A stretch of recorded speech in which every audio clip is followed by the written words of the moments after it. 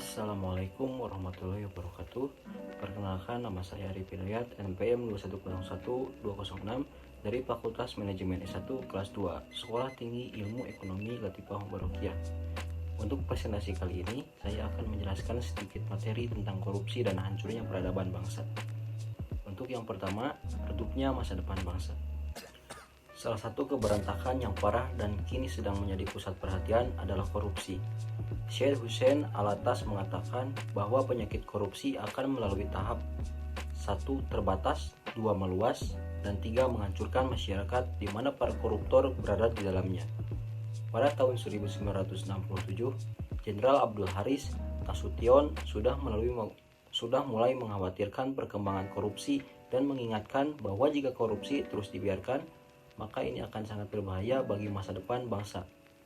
Ternyata, prognosis tersebut kemudian menjadi kenyataan saat ini. Kita telah memasuki tahap kedua dari lamaran itu. Korupsi sudah meluas. Jika tahap ini gagal dihentikan, keruntuhan masyarakat terbentang di depan mata. Sehingga pada tahap itulah korupsi menyebabkan masyarakat melakukan bunuh diri dan para koruptor yang berada di dalamnya akan turut tergilas. Ada beberapa indikator yang menandakan bangsa menjadi redup dalam meraih cita-cita masa depan. Yang pertama, hilangnya keinginan untuk berbuat yang lebih baik. Mengapa bangsa ini tidak dan belum mampu keluar dari berbagai persoalan, mulai dari lemahnya penegakan hukum, ekonomi yang lebih mendukung kaum kaya, dan lain seterusnya. Ini kemudian menjalin keadilan dengan hilangnya keinginan untuk berbuat yang lebih baik. Kemudian yang kedua, ada pragmatisme dan primordialisme. Bangsa yang kian susah berlari kencang untuk mencapai harapan yang lebih baik adalah karena para pemimpinnya sudah sangat pragmatis dan primordial.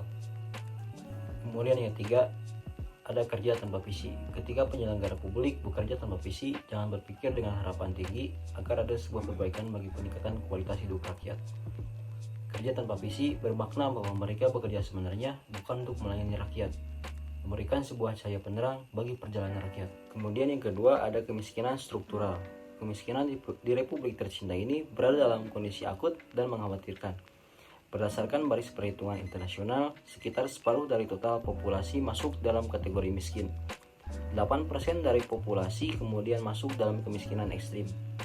Masih menurut garis kemiskinan internasional, yakni $2 AS atau Amerika Serikat, paritas daya beli atau purchasing power parity atau bisa disebut PPP per jiwa per hari ada 110 juta jiwa lebih atau sekitar setengah dari populasi yang hidup tidak layak.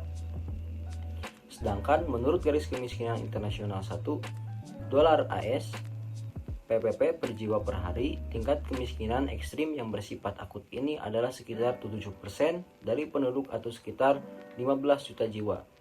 Realitas mengenai kemiskinan sesungguhnya menunjukkan bahwa rakyat kemudian harus mengalami hidup yang sedemikian kronis dan ironis. Rakyat selama ini menjadi miskin bukan karena mereka ingin menjadi orang miskin, melainkan karena adanya kebijakan-kebijakan negara yang tidak berpihak kepada kepentingan publik. Itulah yang disebut kemiskinan struktural. Pengertiannya adalah rakyat miskin karena faktor-faktor yang berkaitan dengan perbuatan manusia, misalnya penjajahan, pemerintahan yang otoriter dan militeristik, pengelolaan keuangan publik yang tersentralistik, merajalelanya praktik korupsi, kolusi, dan nepotisme, kebijakan ekonomi yang tidak adil, serta tata perekonomian dunia yang lebih menguntungkan kelompok negara tertentu. Demikian materi yang dapat saya sampaikan. Mohon maaf bila ada kekurangan dan kesalahan. Wabillahi taufiq wal hidayah. Wassalamualaikum warahmatullahi wabarakatuh.